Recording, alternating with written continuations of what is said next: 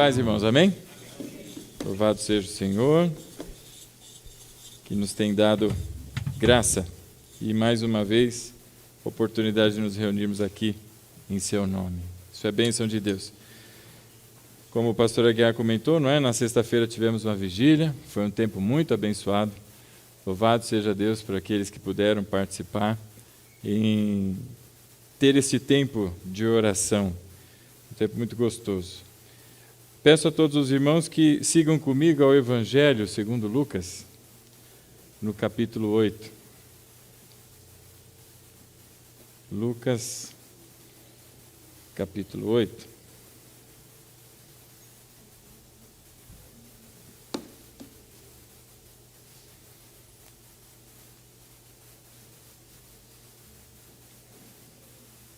Quem achou, diga amém. Glória a Deus. Capítulo 8 do Evangelho segundo Lucas, leremos do verso 26 em diante. Assim diz a palavra do Senhor. Navegaram para a região dos Gesarenos, que fica do outro lado do lago, frente a Galileia. Quando Jesus pisou em terra, foi ao encontro dele um endemoniado daquela cidade. Fazia muito tempo que aquele homem não usava roupas, nem vivia em casa alguma, mas nos sepulcros. Quando viu Jesus, gritou, prostrou-se aos seus pés e disse em alta voz: Que queres comigo, Jesus, Filho do Deus Altíssimo? Rogo-te que não me atormentes. Pois Jesus havia ordenado que o espírito imundo saísse daquele homem. Muitas vezes ele tinha se apoderado dele, mesmo com os pés e mãos acorrentados, e entregue aos cuidados de guardas, quebrava as correntes e era levado pelo demônio a lugares solitários. E Jesus lhe perguntou: Qual é o seu nome? Legião, respondeu ele, porque muitos demônios haviam entrado nele, e imploravam-lhe que não os mandasse para o abismo.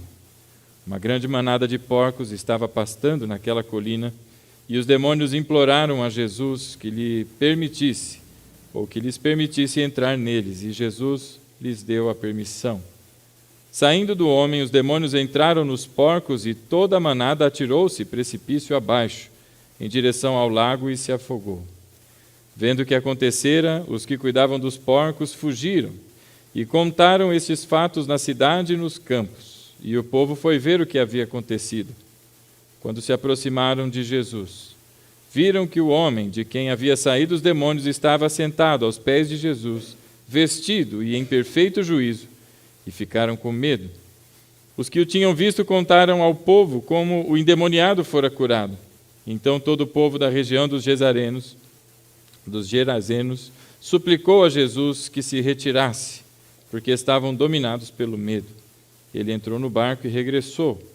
O homem de quem havia saído os demônios suplicava-lhe que o deixasse ir com ele, mas Jesus o mandou embora, dizendo: Volte para casa e conte o que Deus lhe fez. Assim o homem se foi e anunciou na cidade inteira o quanto Jesus tinha feito por ele.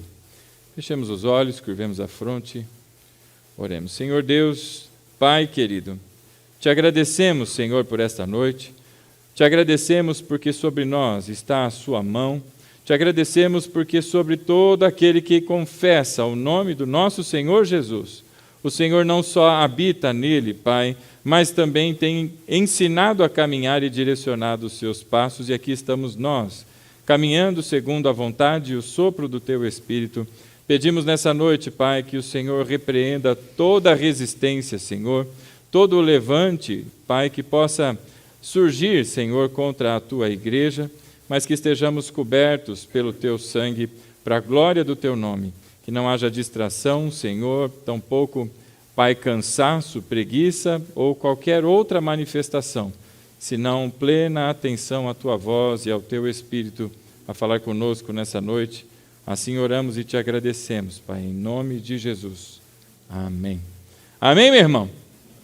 Glória a Deus. Deixa eu lhe fazer uma pergunta, não é? Quando alguém lhe disser algo do tipo: minha vida está um caos, ou que situação caótica, o que é que você entende quando alguém diz isso? O que é que vem, não é, na sua mente? O que essa pessoa está tentando dizer?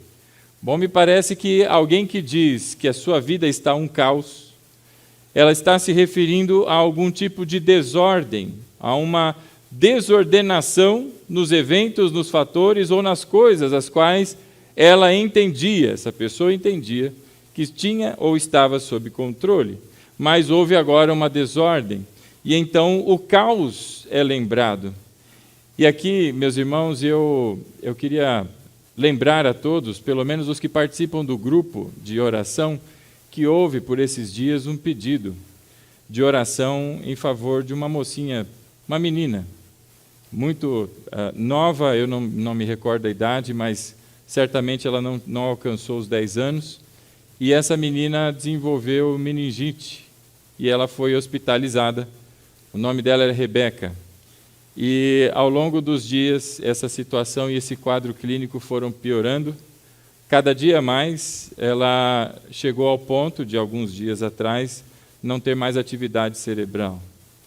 E a família toda num estado bastante sensível diante de toda aquela situação. E aí, meus irmãos, eu digo a você, eu não consegui imaginar, ou tentar imaginar a dor daquela família, porque ao tentar imaginar, aquilo foi tão dolorido, que eu parei por ali e disse, Senhor, eu te dou graças, porque aqui em casa, minha família, estamos todos bem.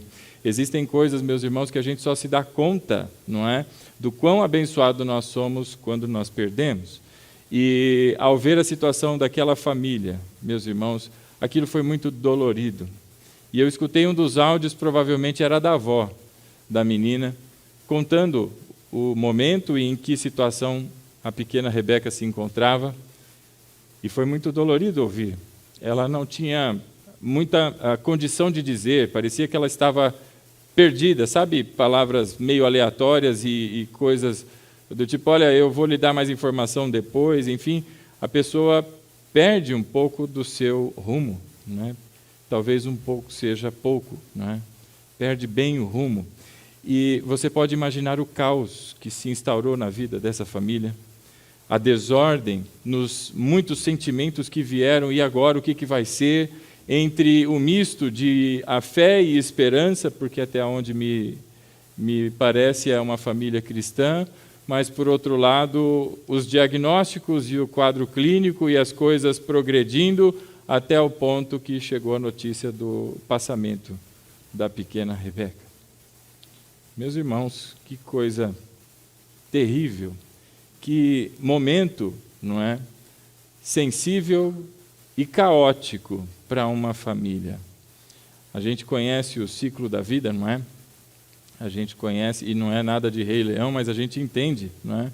Que nós crescemos, envelhecemos, vivemos e, numa determinada etapa da vida, há a expectativa de partir.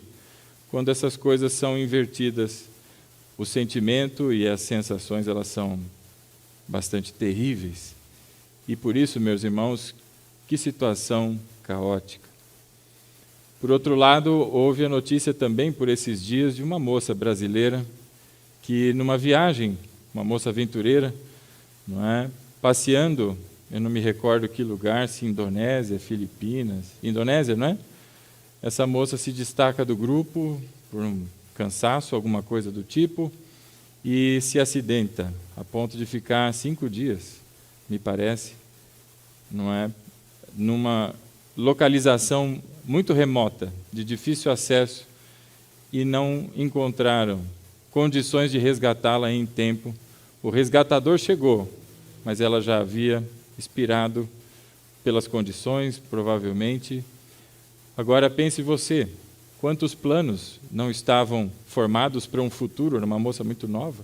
Não só ela, com todo o planejamento que tinha para a vida, mas a família e as expectativas da família, com as coisas com ela e com todo o restante da vida. Um belo dia, num único dia, toda essa expectativa simplesmente se desmorona com a notícia de que ela se acidentou. Não está identificado ainda o local onde ela se encontra, e aquele rebuliço dentro daquela família. Você consegue entender, então, quando alguém diz, minha vida está um caos, ou que situação caótica? Pois é, O texto que nós lemos aqui, meus irmãos, fala da história de 2 homens. Lucas narra um deles. Outros 2 evangelistas também falam sobre. E Mateus cita 2 dos homens que estavam endemoniados. Uma situação terrível e literalmente caótica enfrentava aqueles homens e também as suas famílias. Pense você não ter condições de ajudar aquele a quem você ama, aquela pessoa que você, não é, a vida toda protegeu, e aqui eu me refiro ao pai, talvez à mãe, você ficar com aquela sensação de impotência. Quem já experimentou isso, não é?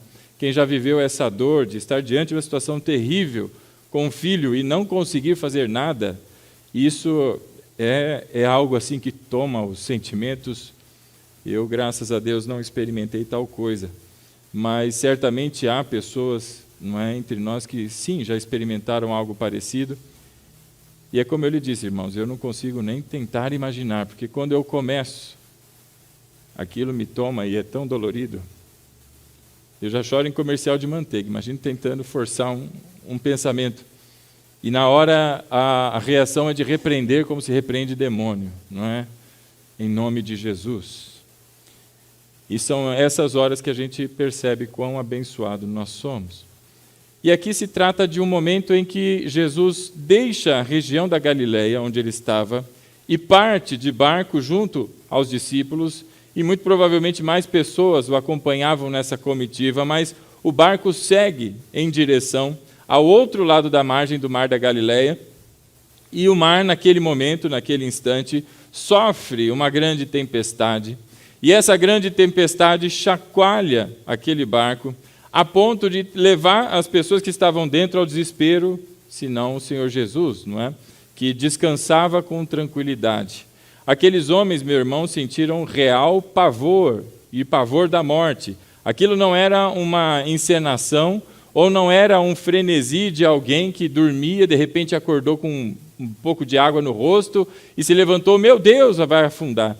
A situação realmente era crônica, era crítica a situação daquele barco, e havia sim condições de que ele afundasse, até que finalmente despertam o Senhor Jesus, e eles observam o poder do Filho de Deus, acalmando a tempestade, acalmando as ondas, acalmando o vento, e a Bíblia diz que há um tempo de bonança.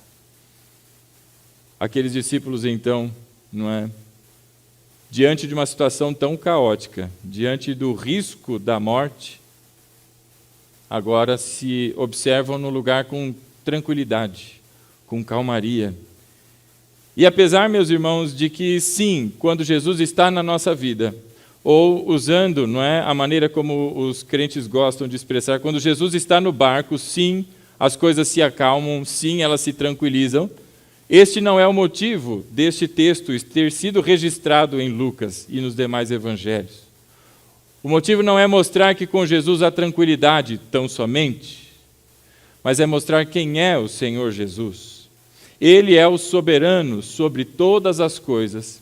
E os discípulos agora olham para aquilo e dizem, uau, quem é este? Que até o vento, as águas, todas as coisas estão sob o seu comando, os obedecem. E finalmente eles chegam do outro lado da margem, né? Lucas, no capítulo 8, eu vou pedir a você que mantenha sua Bíblia aberta.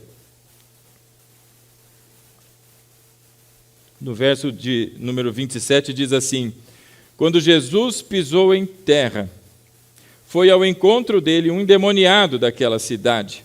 Fazia muito tempo que aquele homem não usava roupas, nem vivia em casa alguma, mas nos sepulcros. Você observa pela narrativa de Lucas a situação decadente em que aquele homem, o estado, não é, de miséria que vivia este homem, como dissemos, são 2, Lucas narra um deles, talvez o motivo de Lucas narrar somente um, é porque este, não é, fosse gentio, enquanto o outro provavelmente fosse judeu, e então há o destaque do gentio, porque Jesus ele deixa a região da Galileia, ele deixa o lugar de habitação de judeus, e há um prenúncio de que a obra de Cristo não é só para os judeus, mas é para o mundo. Então ele vai até a terra de gentios, e ali ele vai com um propósito, ele tem um endereço certo, e ele tem uma missão direta para realizar, e é exatamente com este e o outro rapaz que estavam ali agora diante de Jesus. Então há aqui a narrativa de um homem num estado terrível. E nós observamos que a ação demoníaca, meus irmãos, na vida de uma pessoa, ela causa estragos muito grandes e consideráveis. Nos nossos dias, infelizmente, ainda existem pessoas que entendem que essa história de diabo, essa história de demônios, não é um conjunto de contos que igrejas fazem, não é? E colocam isso para a igreja com o objetivo de colocar medo. Meus irmãos, como é inocente, para não dizer ignorante, esse tipo de pensamento. O fato e a verdade é que existe no reino espiritual demônios, anjos caídos, e o nome que se dê não importa. O que vale aqui é entender que a motivação destes é ir ao contrário, é ir de encontro com a palavra de Deus e fazer manifestações diversas em favor do Deus deles, que é o diabo, para que todas as coisas entrem em desordem, entrem no estado caótico que nós falávamos há pouco. E nós vemos o domínio desses demônios sobre a vida deste homem, a ponto de que há muito tempo ele não vestia roupas. Meus irmãos, esse homem vivia numa região que tinha desertos no entorno. A Bíblia diz que ele não morava em casas, a Bíblia diz que ele morava em sepulcros, cemitério, irmão. Ficava entre covas, ficava entre os lugares onde pessoas são enterradas. E além de tudo isso, se você conhece um deserto, se você já foi visitar algum, não é o meu caso, mas se você já estudou desertos, não é? Você deve saber que durante o dia as temperaturas são extremamente altas. Há um dos lugares em Jerusalém em que bate de 55 a 60 graus no dia, no ponto máximo do dia, entre 55 e 60 graus. Eu morei no interior de São Paulo há alguns anos, e a região que eu morava fazia 38 graus todo santo dia. Meu irmão, você sabe o que é derreter literalmente? Sabe o que é o teu sovaco? Você vê que você tem mina, sai água até de lugar, você fala, eu nem sabia que eu tinha esse lugar no corpo, e sai água. Você transpira, imagina um treco de 50 graus, não é? Se não mais do que isso. Isso durante o dia. Durante a noite as temperaturas caem absurdamente a ponto de passar do zero para baixo. Temperaturas negativas. E esse homem andava sob o domínio demoníaco e andava sem roupas por essa região. A ação demoníaca sobre estes homens, que eram pelo menos dois que a Bíblia narra, eram tão violentas, como vai dizer Mateus, não é, na sua narração, que nenhuma pessoa passava por ali, porque se tentasse passar, o estado era tão violento daqueles demônios que iam para cima a ponto, não é, de usar de violência, então pessoas não passavam por ali por medo. Essa era a situação daquele lugar, daquelas pessoas, e Jesus vai até aqueles homens, não é? Se você conhece a história de Israel, você, olhando o Velho Testamento, deve perceber que Deus coloca para o povo de Israel uma série de regras para que o povo sempre se mantenha limpo, de maneira que haja purificação e estado de purificação. Esse homem, meus irmãos, ele estava impuro diante do conceito e diante da lei, totalmente impuro. A Bíblia diz que espíritos impuros habitavam dentro deste homem, ele estava possuído. Então, por esse motivo, ele era impuro. Um segundo motivo de impureza deste homem, ele habitava o lugar, não é, de morte, ele habitava cemitério.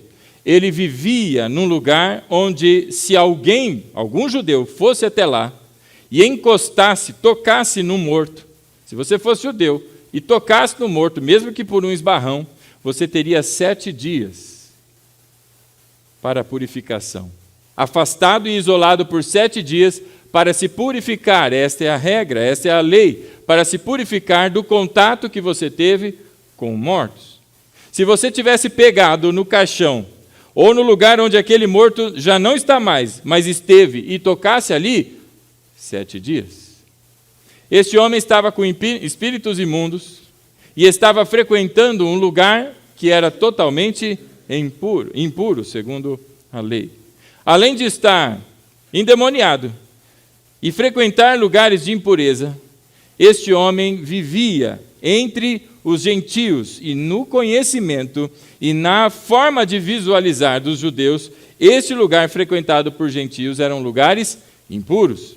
Se o samaritano, que é uma espécie de povo misto entre gentios e judeus, já havia todo esse preconceito, não pegava no garfo, não pegava no copo que foram usados pelos samaritanos, imagine o lugar onde gentios, que não estão nem aí para as coisas de Deus, talvez nem a Deus conhecessem, e este homem estava entre eles. Essa região é a região de Decápolis. Decápolis é dado esse nome porque havia pelo menos 10 cidades no entorno, e essas 10 cidades formavam uma espécie de uma região ali. Haviam mais cidades, provavelmente, do que 10, mas eram conhecidas como Decápolis, e entre elas estava o lugar ali de Gadará e Gerazá ou Gerazeno. Por isso que tem, às vezes, fala do Gadareno ou do Gerazeno, porque eram 2 regiões muito próximas e que ficavam ali em Decápolis. E aquele lugar era predominantemente habitado por gentios. Era uma região, então, gentílica. Esse é o terceiro motivo. Esse homem era impuro porque estava sob o domínio de espíritos imundos, frequentava e vivia em cemitérios, em sepulcros. Ele estava numa região, gentílica. E, por fim, esse homem estava dentro ou nos arredores de uma fazenda com criação de porcos. Se você conhece, porco, para o judeu, é um animal impuro. 4 motivos que tornam este homem totalmente impuro. Essa narrativa, para um judeu, é um escândalo. Ele olha para isso e fala, meu Deus do céu, o que esse homem está fazendo ali? Isso é um ultraje. Totalmente impuro, não é que está impuro, tá? É a impureza em pessoa. É o estado em que se encontra este homem. E aí a Bíblia diz, eu queria que você abrisse comigo a sua Bíblia no livro de Marcos, no Evangelho segundo Marcos, no capítulo 5, para que nós observemos aí a narrativa paralela, Marcos, no capítulo 5, verso 1 em diante.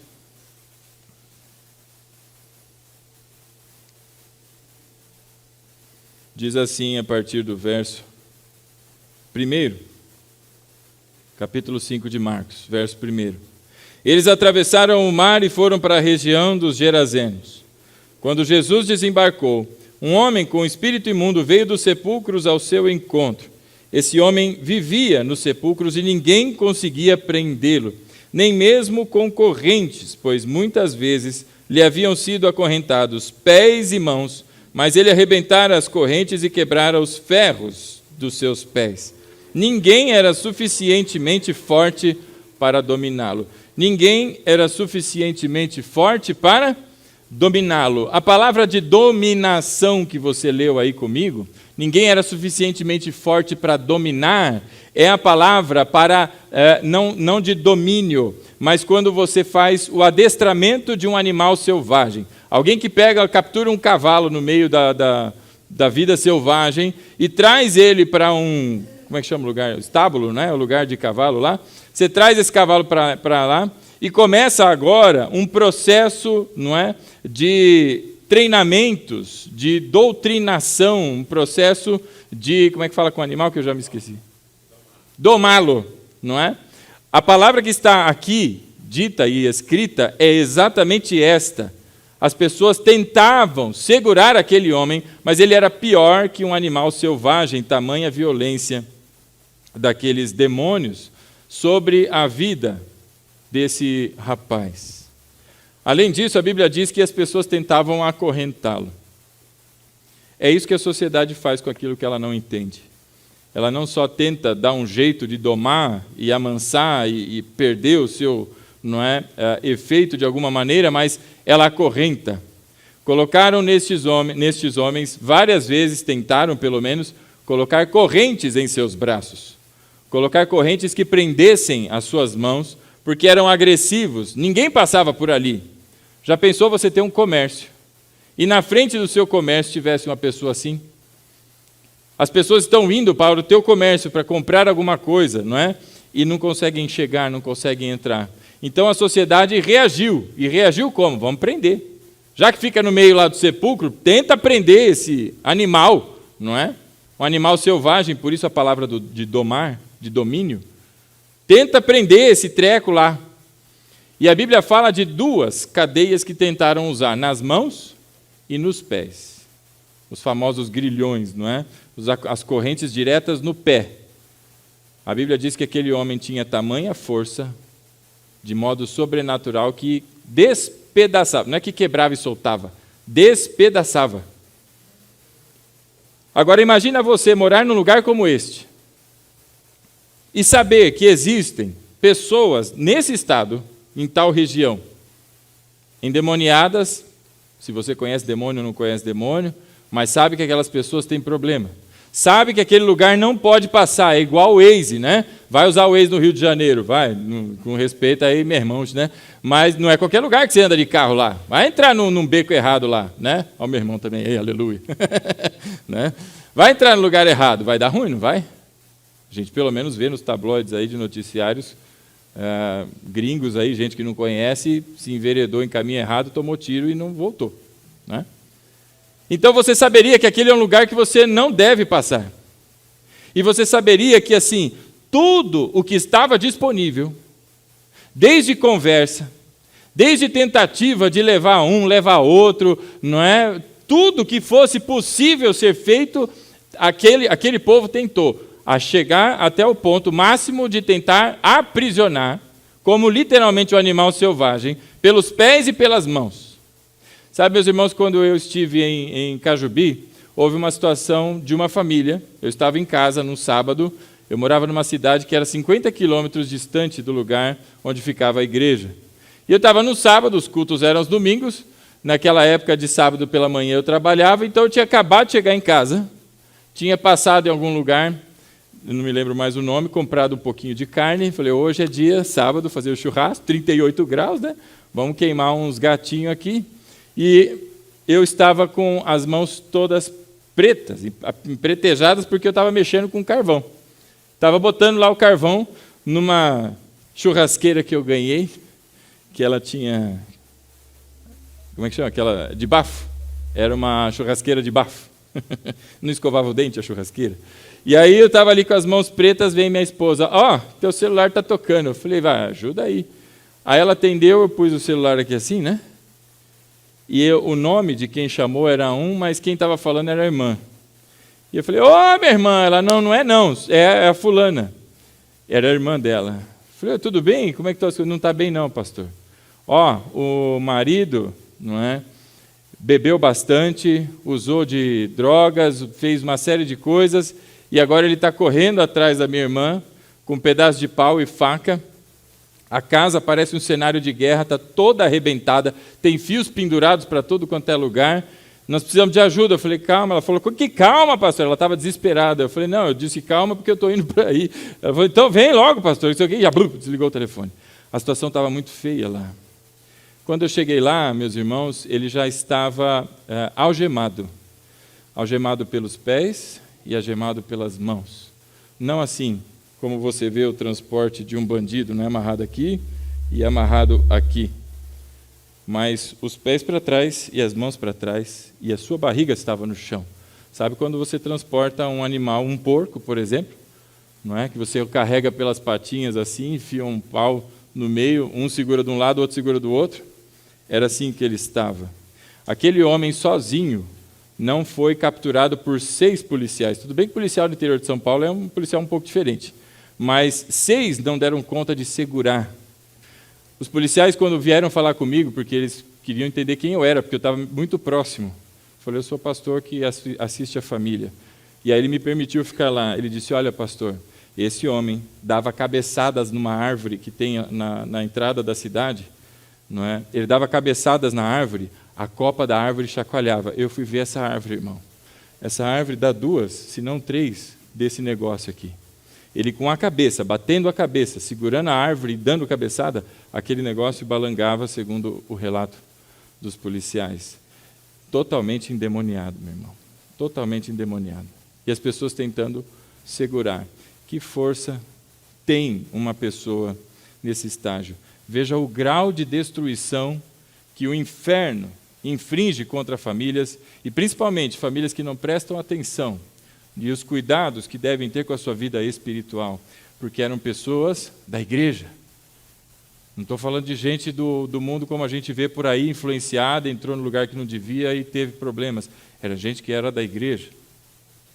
Veja a destruição. Eu entrei na casa depois, aquele homem na mesma madrugada ele morreu. Nós fomos para o hospital, chegamos, ele foi para o hospital e a viatura, e eu fui acompanhando a viatura, fui para a delegacia para ela fazer o boletim. Deu 5 minutos que a gente estava, ou 10, que a gente estava na delegacia, voltou o policial que estava acompanhando a ambulância e disse, o homem morreu. O coração explodiu literalmente, de tanto produto químico que ele consumiu, e no hospital deram os tais do sossega-leão, e aquela coisa misturou a ponto de... Eu falei com o médico depois, porque o médico é irmão de uma pessoa que frequenta a igreja, que atendeu ele. E o coração dele explodiu. Ele falou, explodiu, pastor. O coração não aguentou. Foi muito rápido e parou muito de uma vez, e no meio do processo, bum. Eu falei, o que é bum? Ele falou, é bum mesmo, pastor. Explodiu. Esse é o efeito devastador que o maligno faz em famílias, meus irmãos. E tem gente por aí ainda achando que isso é uma coisa que está lá do outro lado do universo, que isso é uma coisa que não existe. Eu falava com gente muito esclarecida, e não faz muito tempo não. Essa pessoa disse para mim, falou, mas eu não acredito no inferno. Eu falei, o quê? Como assim? Cristão há muitos anos. E que foi líder, inclusive, de muitos processos e projetos e ministérios de igreja. O assunto é muito mais sério e muito mais urgente do que se observa. E a Bíblia diz aqui, em Marcos, no capítulo 5, que mesmo amarrado pelas mãos e pelos pés, nada era suficiente para domá-lo, não se conseguia domá-lo. E aquele homem andava errante, todos tinham medo, ninguém chegava perto, e aquele espaço era um espaço de domínio dos demônios usando aquele homem, ou aqueles 2 homens que estavam nessa situação. Mas, meus irmãos, Jesus chegou ali. E a Bíblia diz que quando Jesus atravessa aquele mar, quando o seu barco para, não é, atraca ou estaciona, eu sei lá como é que fala, barco parando, né? Quando o seu barco para e ele desce, a Bíblia diz que imediatamente, não é, ouviu dizer, espera aí que eu vou esperar o busão, ou como quando você fala com o teu filho, ele vai fazer tal coisa, espera aí, já vou, né? Não, a Bíblia diz imediatamente. Assim como os ventos pararam, assim como as águas pararam ao som da voz do Senhor Jesus, tão somente pela presença de Jesus, imediatamente aqueles homens endemoniados vieram e se lançaram aos pés do Senhor, e a Bíblia diz que eles o adoraram. Os demônios vieram e se lançaram aos pés do Senhor Jesus. E a Bíblia diz que estes homens, meus irmãos, eles andavam não só entre os sepulcros, mas também pelas colinas que tinham na região, e eles ficavam dia e noite gritando, dia e noite gritando. Meus irmãos, quem já assistiu o filme de terror, levanta a mão aí. Tem gente que não gosta. Eu não gosto mais, não. Já assisti muito, era divertido, hoje já não tem mais graça, não. A vida já é um terror, às vezes.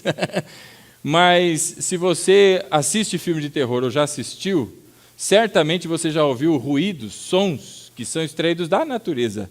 Inclusive, não é, as pessoas usam som de abelha, som de grunhido, eu acho que fala do porco, quando o porco fica...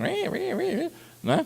E tudo isso misturado para fazer aquela cena de tensão. Mas tem também um som que está aí, presente nos filmes de terror, que é o som do corvo. Você já ouviu o corvejar do corvo, ou croaciar. Tem uns nomes bonitos, né? Os berros que o corvo dá. Você já ouviu, meu irmão? Sim ou não? Você lembra como é que era? É aquele negócio que parece um grito.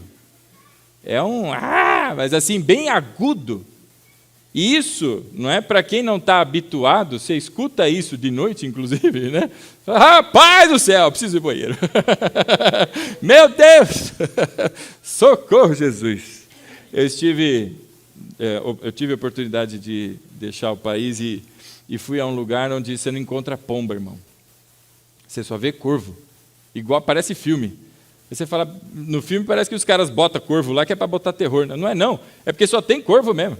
No meio, perto dos lugares lá da rainha, você anda assim, meu irmão, o que você vê de corvo. Aí você está andando, plena luz do dia, 4 horas da tarde, você está andando numa avenida que, nossa, vai longe, até chegar no Arco do Triunfo lá. Aí quando você está andando, eles começam, você fala, meu Deus, repreende Jesus, não, e o bicho só está cantando, não é? A palavra aqui, quando descreve o grito do demônio, a palavra é krasó do grego, e krasó é uma onomatopeia. Quem sabe o que é onomatopeia? É aquele bicho que tem 100 pezinhos, né? Não é a centopeia. Onomatopeia é quando você escreve, não é, o som que você ouviu. Por exemplo, quem assistia Batman nos tempos antigos, quando ele dava um soco, o que acontecia? Parecia assim, soque, pou, né? E o que é isso? É a onomatopeia do ruído. Krasó é uma palavra e uma onomatopeia, que faz referência ao quê? Ao corvejar do corvo. A Bíblia diz que aqueles homens gritavam de uma maneira tão aguda e desordenada, dia e noite. Aquilo é uma cena de terror, meu irmão. Que coisa terrível.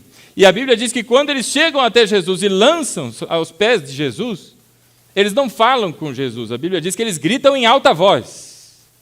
Isso é escutado em todo lugar próximo ali, porque eles gritam, eles berram. Tem gente que fala normal, tem gente que fala alto, e tem gente que tem a capacidade de falando, está gritando. Não é? Não sei se tem problema de audição, ou se tem um punch assim no pulmão, que é... né? Sai aquele... Irmão, graça e paz. Aí você fala, Jesus, eu não sou surdo, aleluia. Paz do Senhor, irmão. Oh, satisfação te ver. Né? Você fala, para quê? Fala tão alto assim, irmão. Né? Mas a Bíblia diz que esses gritaram. E eles gritaram em alta voz. E eles gritaram o seguinte, não é? Verso 6 do capítulo 5 de Marcos. Quando ele viu Jesus de longe, correu e prostrou-se diante dele e gritou em alta voz: Que queres comigo, Jesus, Filho do Deus Altíssimo? Rogo-te por Deus que não me atormentes. Há aqui, meus irmãos, o primeiro de 3 súplicas, ou a primeira de 3 súplicas que esse texto tem. A primeira súplica é a súplica dos demônios. Os demônios suplicam a Jesus. Eles se lançam aos pés de Jesus e gritando. Primeiro se referem a Jesus como Filho do Deus Altíssimo. Quantos crentes nem têm ideia de que Jesus é Filho do Deus Altíssimo? Os demônios não só sabem, mas se curvam diante dele e o adoram. Essa madrugada, meus irmãos, deu uma ventarola aí, que eu sei lá o que caiu, uns trecos lá na minha casa fazendo barulho. Eu já acordei repreendendo, eu fui ver. Nem descobri o que era, mas fez tanto barulho. Mas eu, das 3 da manhã até as quase 7 da manhã, eu não consegui voltar a dormir. E orei, li a Bíblia, orei de novo, e rola para lá, e mexi com a Ellen para ver se ela acordava, ficava acordada comigo, não acordou. Vai, olha no relógio, não vai. Eu falei, vou ver coisa aleatória aqui na internet, né? Vou começar a pesquisar lá. E aí, eu não faço isso, mas comecei a procurar por pregações. Deus tem propósito nas coisas, né? Me acordou de madrugada para isso. A pregações de gente que eu nunca vi na vida. Eu não costumo nem ter esse tipo de pesquisa, quiçá de gente que eu não conheço. Aí apareceu um tal de um judeu convertido, e que foi ícone por muitos anos, eu nem sabia quem esse cara era, entre os pentecostais. Eu não sei reproduzir o nome do doido lá, não sei qual é, não. Ele tinha 2 olhos, tinha um nariz, tinha 2 orelhas. E aí eu escutei, né? Falei, deixa eu ver o que esse cara tá falando aí. Vamos ver, né? Vamos ver. E Deus me deu paciência para acordar de madrugada para ouvir a quantidade de coisas assim, meu irmão, que é, puxa vida, que falta faz um ensino, não é teológico não, ensino bíblico. Quanta falta faz. E aí, de repente, esse cara começou a falar, enaltecendo, não é, o levante da Liga Árabe, falando sobre o desenvolvimento, não é, da descendência de Ismael e tanta coisa, que eu falei, meu pai amado, mas amém. Vou para o próximo, porque eu já ouvi a medida da tolerância. E quando veio o próximo vídeo, era o vídeo desse mesmo pastor, só que agora ele estava dizendo que ele já não era mais um pastor e que ele não acreditava mais em Jesus. Ele falava, Hamashia não é Deus, então não deve ser adorado. E a partir de hoje eu estou entregando a minha posição, deixando a igreja. É um apóstata, não é? E se manifestou publicamente de que ele não acredita que Jesus é Filho de Deus Altíssimo.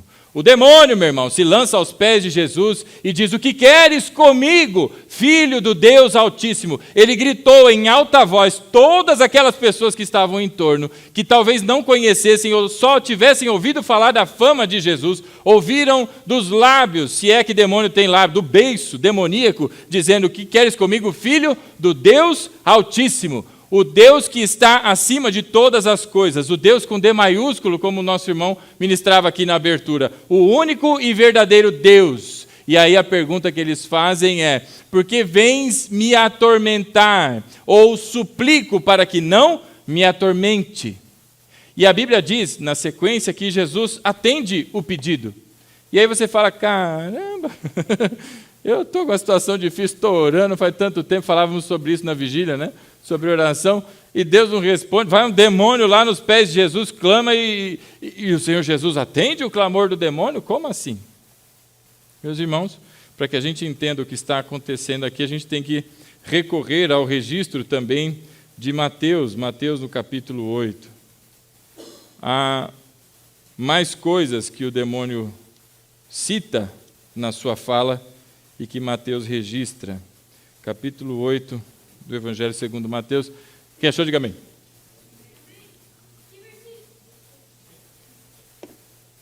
A ansiedade faz mal, irmão. Capítulo 8 do Evangelho segundo Mateus. E nós vamos ver no verso 29. Veja o que diz os demônios. E então eles gritaram, que queres conosco, Filho de Deus? Viestes aqui para nos atormentar antes do tempo devido?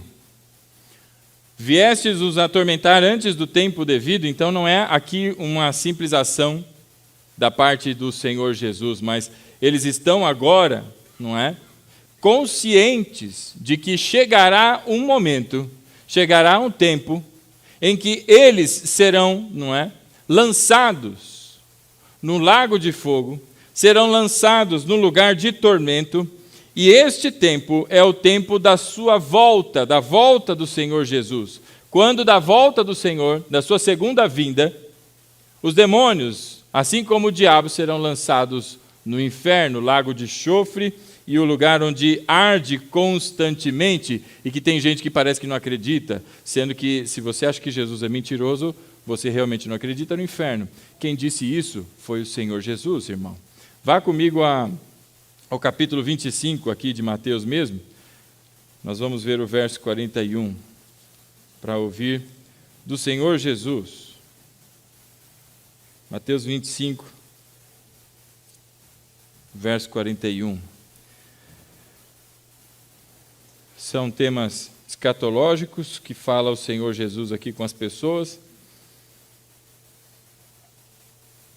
E no verso 41 diz assim, e então ele dirá aos que estiverem à sua esquerda, quem estiver à esquerda serão os bodes, serão aqueles que não creram no Senhor Jesus, serão os rebeldes, desobedientes.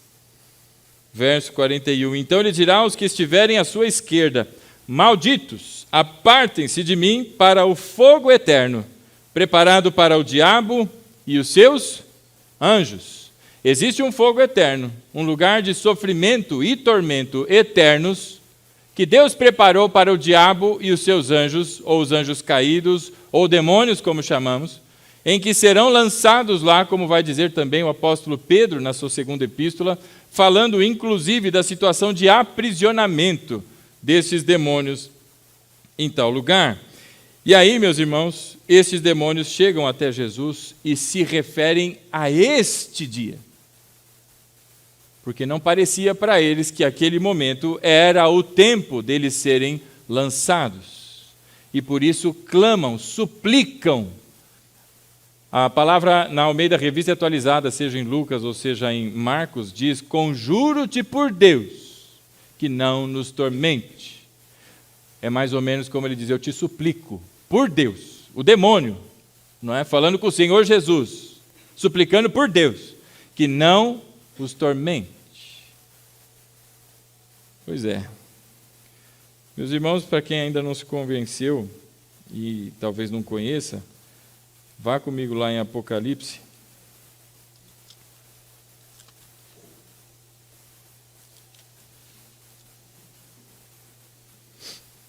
Apocalipse no capítulo 20.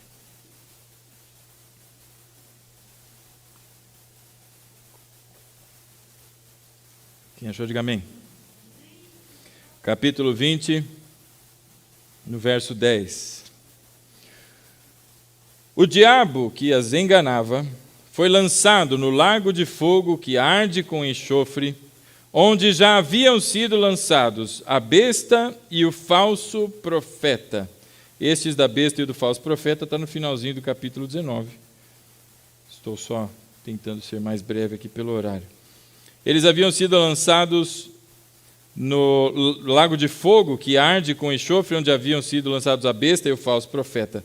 Eles serão atormentados dia e noite, para todo o sempre. Para todo o sempre. Não há expectativa de extermínio. Sofreu um pouquinho, exterminou. A Bíblia diz: para todo o sempre. Essa é a palavra do Senhor. Então aqueles demônios, meus irmãos, volta lá comigo em Lucas no capítulo 8, clamavam a Jesus: ora, você vai me atormentar antes do tempo? Você veio para essa finalidade? E por que eles disseram isso para Jesus? Porque Jesus já tinha dado o comando para que eles saíssem. Jesus já tinha dito para que eles deixassem aquele rapaz. E aí o demônio deu uma tentativa de negociação. Falou: opa, alto lá, Senhor Jesus, será que o senhor não está confundindo as datas, não? Não é antes do tempo? E aí, em seguida, eles olham e observam que tem uma manada de porcos. Tem uma turma de porquinhos, não é, por ali. Os porquinhos, você pode imaginar os porquinhos, né? Seguindo a sua vida normal, comendo a sua ração, suas pelotas, sei lá o que porco come, né? Hoje em dia come ração, mas naquela época comia lavagem. Eu ia falar lavagem. Comiam lavagem. E por que comiam lavagem? Dava aquela doença lá, que muita gente tem medo de comer carne de porco por isso, né? Mas agora dizem os especialistas que o porco que come ração não tem esse problema. Mas enfim, de todo modo, estava lá aqueles porcos lá. E vamos fazer a leitura para ver o que é que os demônios então se prostraram a clamar, né? E aí o verso 29 do capítulo 8 do Evangelho segundo Lucas, verso 29 diz: pois Jesus havia ordenado que o espírito imundo saísse daquele homem. Muitas vezes ele tinha se apoderado dele, mesmo com os pés e as mãos acorrentados, e entregues aos cuidados de guardas, quebrava as correntes e era levado pelo demônio a lugares solitários. O demônio não só acabou com a vida daquele rapaz, fazendo com que ele andasse totalmente sem roupas, mas fazia com que aquele rapaz, no meio lá do sepulcro, se cortasse com pedras. Essa é a ação demoníaca. Se você observar relatos de pessoas que buscam suicídio, talvez você vai encontrar nos braços, pernas, não é? Marcas de corte. Essas marcas também você vai encontrar no texto que fala de Elias contra os 400 lá de Baal. Enquanto eles clamavam Baal, tentando que descesse qualquer fogo lá, e ficaram lá todo aquele tempo clamando, a ponto de Elias brincar, falar: acho que Baal deve estar dormindo, né? Ou está no banheiro? Será que ele está fazendo as necessidades? Vocês estão chamando na hora errada, espera um pouquinho, né? E toda aquela bagunça, aqueles homens clamaram, intensificaram o volume e foram clamando, a ponto de pegarem lanças e espadas e começarem a se mutilar. Porque essa é uma forma que o demônio exige para a adoração, é a automutilação. Então, meus irmãos, veja a influência demoníaca presente. E a Bíblia diz que esse demônio levava este rapaz para lugares solitários. Talvez alguma Bíblia esteja deserto. A palavra não é deserto, a palavra é solitária mesmo. É lugar de isolamento. Pessoas sob influência demoníaca e que estão, não é, num estado semelhante, eu digo semelhante para não confundir ninguém, não é, a estados depressivos. Essas pessoas buscam isolamento. Então, são muitos sinais, meus irmãos, que nós conseguimos olhar para aqueles que estão no nosso entorno para entender, não é, se algo ou alguma atividade maligna, não é, tem se manifestado na vida dessas pessoas. E aqui ele foi levado pelos demônios a lugares solitários. Verso 30 diz, Jesus então lhe perguntou, qual é o seu nome? Legião, respondeu ele, porque muitos demônios haviam entrado nele. Meus irmãos, essa é uma região gentílica, muito provavelmente cerca de 90% da turma que morava ali era de romanos, se não era toda essa proporção, certamente é acima de 50%, por isso aquela região se chamava Decápolis, não é? Era habitada por romanos, e o uso da expressão legião faz sim referência ao exército romano. E uma legião romana, ela tinha entre 5.000 a 6.000 soldados. 5.600 é um número preciso que é dado, mas é a partir de 5.000. Se isto é a relação, não é, em quantidade, havia mais de 5.000 demônios sobre a vida desse homem. Ninguém segurava, não tinha o que se fazer, e houve o primeiro clamor, então, que os demônios fazem. Verso 32. Aliás, verso 31, não é? E imploravam-lhe que não os mandasse para o abismo, o lugar do destino que você já leu comigo em Apocalipse. Verso 32, uma grande manada de porcos estava pastando naquela colina, e os demônios imploraram a Jesus que lhes permitisse entrar neles, e Jesus lhes deu a permissão. E aí você olha para isso e fala, uau, Jesus atendeu o pedido do demônio, não é? Por quê? Aqui diz que tinha uma manada de porcos. Um outro evangelho diz que havia um volume muito grande de porcos. Mas o evangelista Mateus dá, ou Marcos, agora me confundo, mas um dos dois, dá exatamente a quantidade de porcos. Eram 2.000 porcos. 2.000 porcos. Não era um porquinho, 3 porquinhos, não é? Da história, ou 10, ou 50. 2.000 porcos. E Jesus disse, vai. Eles deixam aquele homem e se lançam para 2.000 porcos, mais ou menos 3, não é? Demônios por porco, aí na proporção da legião para o porco. Aí o matemático me ajuda lá a fazer a conta. E imediatamente aqueles porcos correm em direção ao abismo, e eles são lançados abismo abaixo, uma região montanhosa, e eles caem num lago. E caindo no lago, todos os 2.000 porcos morrem afogados.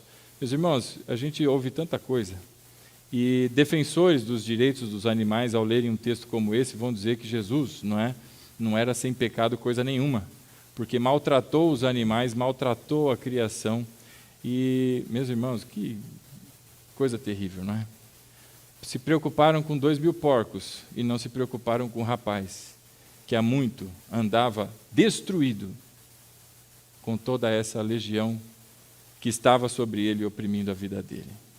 A preocupação era com os porcos, não é? E a Bíblia diz então na sequência, verso 34, vendo o que acontecera, os que cuidavam dos porcos fugiram e contaram esses fatos na cidade e nos campos, e o povo foi ver o que havia acontecido. Quando se aproximaram de Jesus, viram que o homem com quem havia saído, ou de quem havia saído os demônios, estava sentado aos pés de Jesus, vestido e em perfeito juízo, e ficaram com medo. Meu irmão, essa narrativa começa com o Senhor cruzando um mar e no meio do mar uma situação caótica. É tempestade, é água. A Bíblia diz que a água varria os barcos, então não era assim um pouquinho de água que estava vindo chuar no rosto, não. Era água que vinha sobre toda a parte interna do barco de modo violento. Um caos. E o Senhor Jesus dá a sua palavra de poder e aquela situação se tranquiliza. Agora está diante de um homem que vivia um caos terrível, totalmente dominado, possuído por entidades malignas, e que ninguém era capaz de prender com correntes, ninguém era capaz de conversar, de falar, pelo amor de Deus, pelo menos das 5 horas da tarde até às 6, você não faz nada, que é a hora de sair das pessoas aqui, não tem negociação, não é? E agora aquelas pessoas ouvem que aquele que era o terrível, aqueles 2 terríveis ali, agora já não estavam mais sob efeito demoníaco, e ninguém acreditou, foram lá ver com os próprios olhos. E quando chegam lá, meus irmãos, o caos já não existia mais. O que eles encontram? A Bíblia diz que eles chegam, não é? Verso 35. E o povo foi ver o que havia acontecido, e quando se aproximaram de Jesus, viram que o homem de quem havia saído os demônios estava, primeiro, assentado aos pés de Jesus, vestido e em perfeito juízo. Meus irmãos, é este, não é, o resultado da obra do Senhor na vida das pessoas. A devolução da dignidade, a devolução daquilo que havia sido subtraído. Esse homem não conseguia chegar perto das pessoas, porque nem consciência ele tinha mais, estava dominada pela influência e o poder maligno, e agora ele não só está de volta, como vestido, suas intimidades cobertas, não passando vergonha, em perfeito juízo e assentado, não mais correndo e gritando aqueles gritos agudos e assustadores, como de um corvo, mas agora em perfeito juízo. E aquelas pessoas, quando viram aquilo, meus irmãos, que reação! Se você se lembra da parábola dos 2 filhos, não é? O filho pródigo, que para mim seriam 2 pródigos, não é? A Bíblia diz que quando aqueles tomam conhecimento de que o filho que estava perdido, o filho que estava morto, está voltando, e que estava vivendo entre porcos, não é? Note a semelhança. Quando eles voltam e sabe que ele está voltando, o que a turma faz? O Senhor manda com que eles, não é, matem um animal, fazem uma celebração, há uma festa ali, todo mundo se alegra e festejam, não é? Porque aquele que estava perdido agora voltou. É essa a reação que acontece nesse lugar, meus irmãos? Não é. Nós continuamos a leitura e quando olhamos para aqui, o que acontece com essas pessoas é uma reação totalmente diferente. Veja aí comigo o verso 36. Os que o tinham visto contaram ao povo como o endemoniado fora curado. Ora, contaram como. Um homem chamado Jesus deu a ordem para que ele saísse, e aí eles pediram para ir para os porcos, e aí mandou para os porcos, e aí foi. A notícia não foi sobre porcos, a notícia foi sobre como aquele homem que estava endemoniado, naquele estado tão caótico e terrível, foi agora liberto. E então, verso 37, todo o povo da região dos Gerazenos suplicou a Jesus que se retirasse, porque estavam dominados pelo medo. Essa é a segunda súplica, não é, que existe nesse texto. A primeira súplica é dos demônios. Pelo amor de Deus, deixa eu entrar nos porquitos ali, deixa eu ir para lá. E o que eles fizeram com os porcos? O que estavam fazendo com aquele homem? Mataram os porcos, lançaram um precipício abaixo. É isso, é cheiro de morte. O inferno é isso, irmão. É o tempo inteiro, esse é o lugar de habitação, é essa opressão, é isto que é o inferno. E tem gente que flerta com isso. Cuidado, irmão. Esse foi o primeiro pedido. Jesus concedeu. Vai para os porcos. Agora vem toda a região daquela cidade. Entre curiosos, pessoas que tinham algum tipo de liderança política, empresarial, sei lá eu, vieram e constataram. Viram aquele homem que antes estava todo cortado, todo pelado, gritando, dando medo, com os olhos estatalados, virado para trás, agressivo, agora estava lá sentadinho, quietinho, aos pés do seu Senhor, porque agora este homem não mais servia ao inferno. Esse homem agora conheceu Jesus, estava aos pés do Senhor Jesus, quietinho, ouvindo com atenção o seu Senhor, vestido e em perfeito juízo. E aquelas pessoas tiveram medo. E o que fizeram? Fala para esse homem ir embora daqui, pelo amor de Deus. Meus irmãos, chegou o resgatador. Enquanto aquela moça, infelizmente, quando o resgatador dela chegou, ela já estava sem vida, estes tiveram a oportunidade do resgatador verdadeiro. O nosso Redentor estava lá, presente. E aquelas pessoas disseram, vai embora. Por medo. Medo do quê, irmãos? Há alguns comentaristas que supõem que esse medo seja o medo por terem visto tamanho poder destruidor daqueles demônios e agora ter sido tão facilmente subjugado. Ora, se os demônios faziam aquele estrago, imagina esse homem agora. Então se supõe que essa era a preocupação daqueles homens. Bom, é uma maneira de se observar.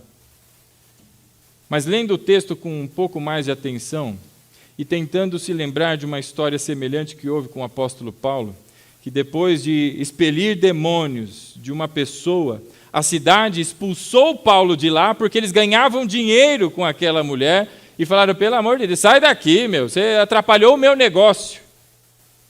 Esses homens provavelmente, aí é da minha parte, interpretação do pastor aqui. Você observe a sua, ore e vai buscar. Essas pessoas estavam preocupadas, era com os porcos, irmãos. Porque era um negócio muito lucrativo. Judeu não come porco, judeu não compra porco, mas romanos sim. E aquela era uma região dominada por romanos. Quantos porcos eram, irmãos? 2.000 porcos. Alguém sabe, por um acaso, quanto vale um porco hoje? Eu fui perguntar para o Google, porque eu também não sei. E eu vi várias coisas, mas eu vi uma, minha irmã, que assim, eu fiquei, rapaz, que porco caro, bicho. R$250 um porquinho. Dependendo do peso dele, e se ele é para engorda, se não é para engorda, eu não sei para que serve o porco, mas se não é para engorda, diz a matéria que eu vi, esse porco pode chegar a R$1.500. Um porquinho. Aquele homem perdeu, ou aqueles homens perderam 2.000 porcos. Nas contas de hoje, que eu fiz ali rapidamente, R$500 mil foi literalmente água abaixo. Você acha que as pessoas estavam preocupadas com medo? Meu Deus, Jesus é muito poderoso? Que se dane aquele homem lá que estava lá no meio das pedras gritando lá, a gente tenta prender, volta e meia, sei lá, né? E põe os porcos para cá, a gente fica monitorando, mas estamos ganhando dinheiro.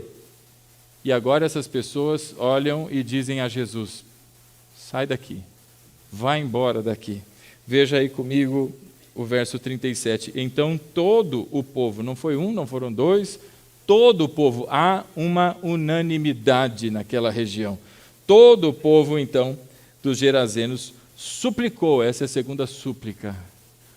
O rei de toda a glória estava lá, e eles disseram, vai embora, pelo amor de Deus, eu te suplico, vai para lá, não fica aqui não é? Não foram com violência, porque viram o que Jesus fez, mas fizeram um pedido encarecido. Este foi o segundo pedido, e a Bíblia diz que o Senhor Jesus atende esse pedido. O verso termina dizendo assim, o verso 37, e ele entrou no barco e regressou. Jesus foi lá para devolver a dignidade daquele homem.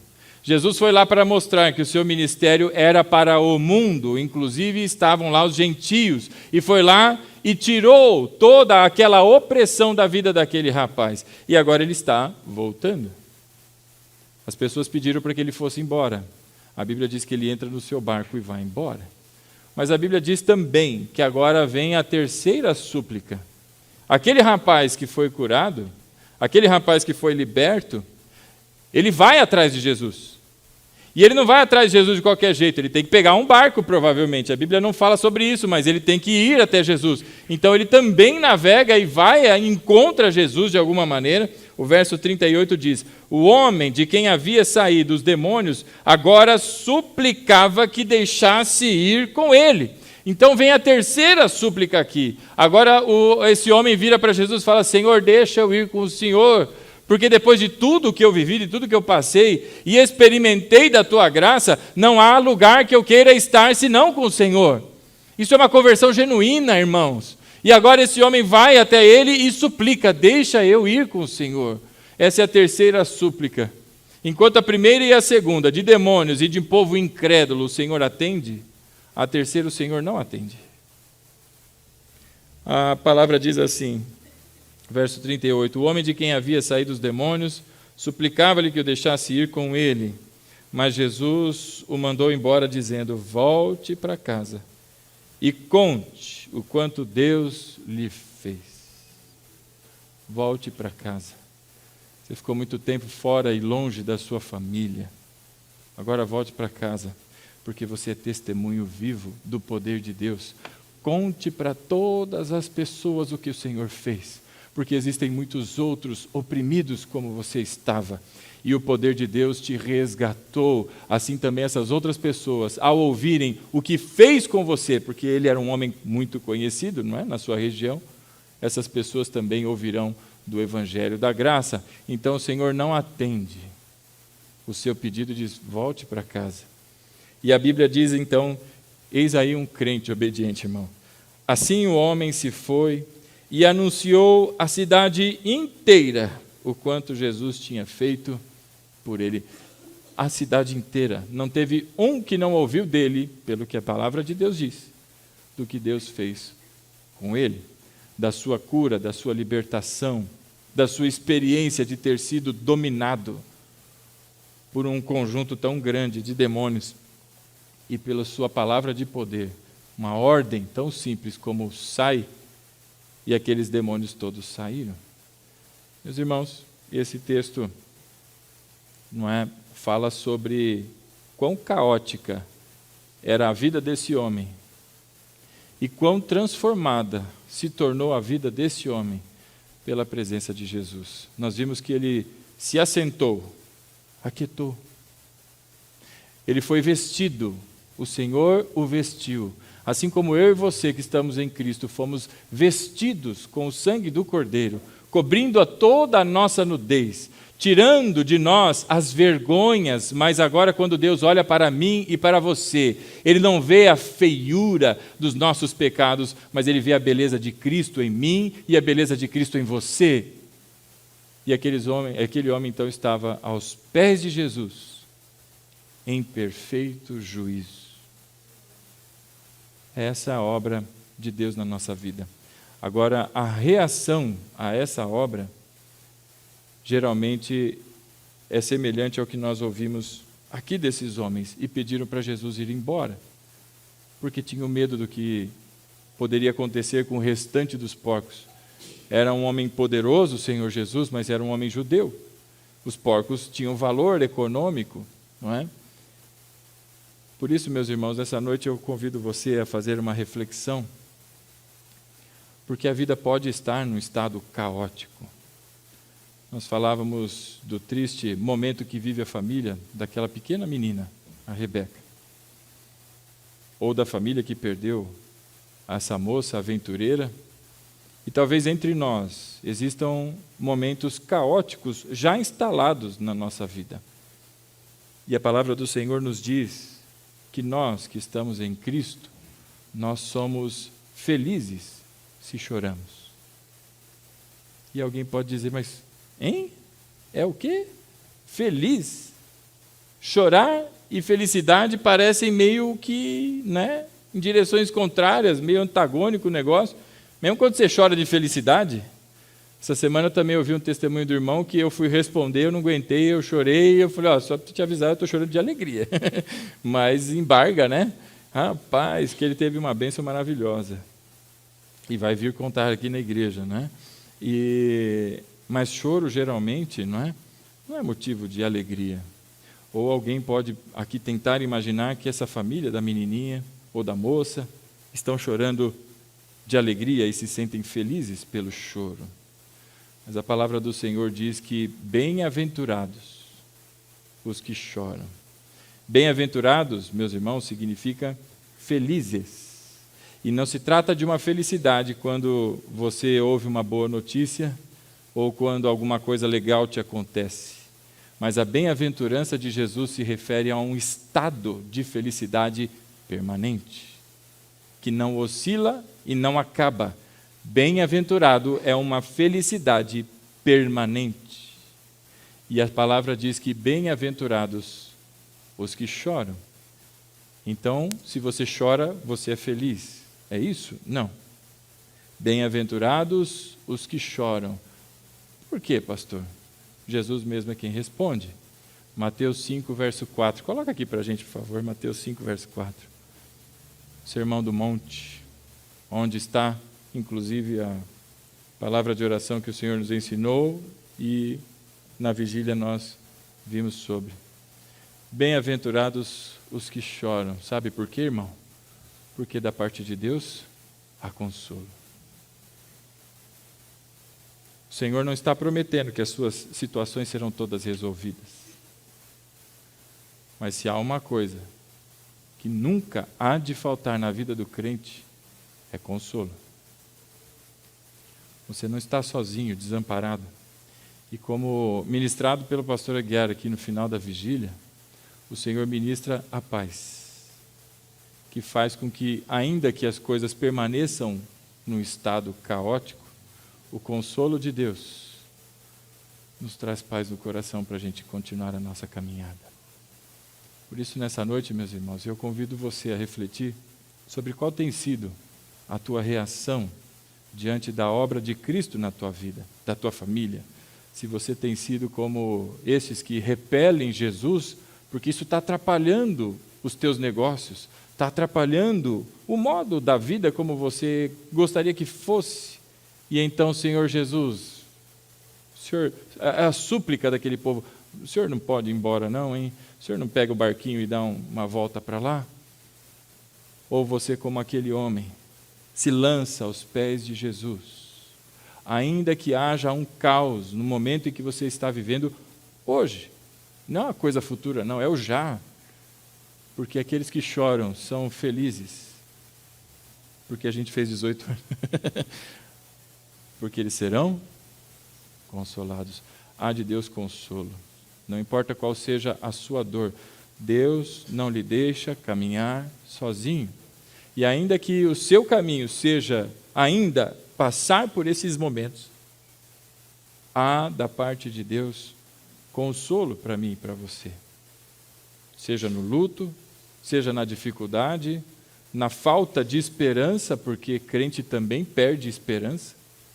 Super-homem não existe, irmão. E quando ele perde a esperança, tem aquele balançar da sua fé, o que ele encontra de Deus? Ah, é para lá, você não tem fé. Ou encontra da parte de Deus consolo. Aquele abraço que Jesus dá. E, meus irmãos, parece que nós vivemos um momento que aqueles discípulos olhavam para aquele barco e o vento parece que se acalma. As águas silenciam. A situação não se resolveu. Mas Jesus está lá com você. As coisas não se resolveram, mas o Senhor de toda a glória, aquele que é dono de todas as coisas, aquele que dá ordem e tudo, absolutamente tudo, debaixo do seu domínio, responde. Este lhe promete. Ele diz, você é feliz, porque mesmo nos dias em que você chorar, você não estará sozinho, mas o meu Espírito te consola. E nós temos muitos motivos para chorar, não temos, irmãos? É vida difícil essa que a gente tem, não é? É governo que bota imposto mais alto, e você fala, crendos, pai, é o carro que bate, é o pneu que fura, é a máquina de lavar que para de funcionar, e vai se somando, e tem uma hora que você fala, ô Jesus, maranata, volta, Senhor, porque Deus não dá mais. Né? Mas existe um choro, meu irmão, que é A razão, inclusive, todos esses outros choros nós encontramos do Senhor consolo. Mas há um choro, que é a razão do qual o Senhor Jesus fez esse comentário no seu sermão. É quando nós, como aquele homem gadareno, gerazeno, seja a nacionalidade dele, diante do Senhor, ele viu a multidão dos seus pecados. Meu irmão, como é duro o choque de realidade, porque crente precisa de choque de realidade. Acha que já está, né? Ó. Nós que somos filhos da obediência, o nosso traço, quando alguém olha para a gente, é o traço da obediência. Deve ser. Se você está em Cristo, este é o traço que deve ser visível em você. E para quem tem os traços da obediência, quando há um acidente de percurso, quando há uma desobediência, como isso consome a alma? É desse choro. E o Senhor diz que estes que choram serão consolados. Meus irmãos, seja pelas dificuldades da vida ou pela ignorância nossa de cada dia, em todas elas, diz o nosso Senhor, felizes aqueles que choram, porque serão consolados. Essa noite eu convido você a se colocar de pé, em nome de Jesus.